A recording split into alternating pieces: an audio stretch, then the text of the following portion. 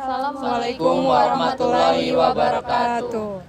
Perkenalkan, kami dari kelompok 2 Hukum Perlindungan Konsumen kelas C. Saya Rifka dengan NIM 141.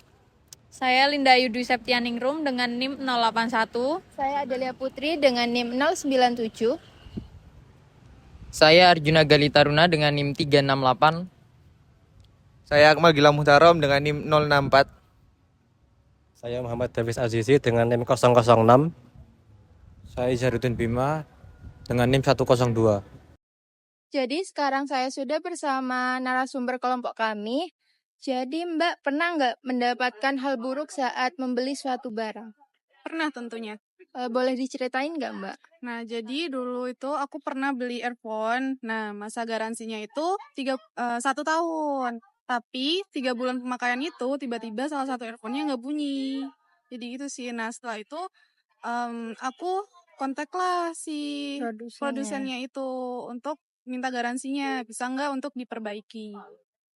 Tapi itu dapat diperbaiki atau enggak dari Mbak minta garansi itu?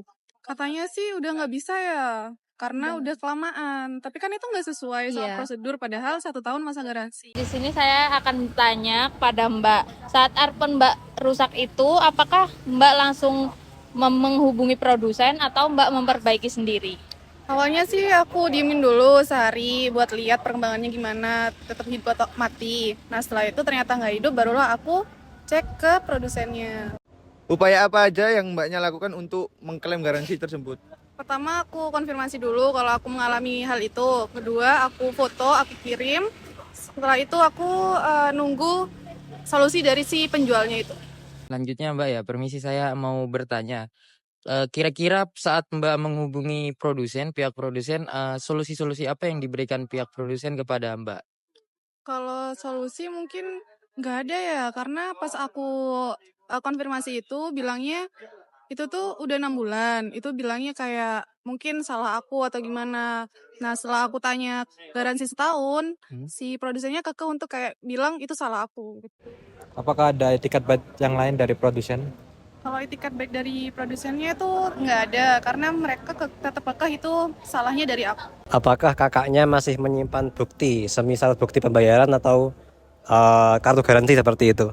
Iya, pastinya aku masih nyimpen struk, juga kartu garansinya juga. Makanya aku berani untuk konfirmasi ke penjualnya.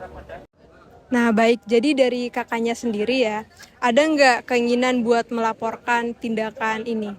Untuk ngelaporin mungkin cuma pikiran aja ya, tapi kayak nggak tahu caranya gimana. Terus aku juga takut juga ke depannya aku diapa-apain juga sih. Jadi nggak aku laporin. Dari kesimpulan kasus yang kami wawancarai, masih ada konsumen yang dirugikan oleh tindakan produsen. Untuk itu, perlindungan konsumen harus lebih ditegakkan untuk memberikan kepastian perlindungan hak kepada konsumen.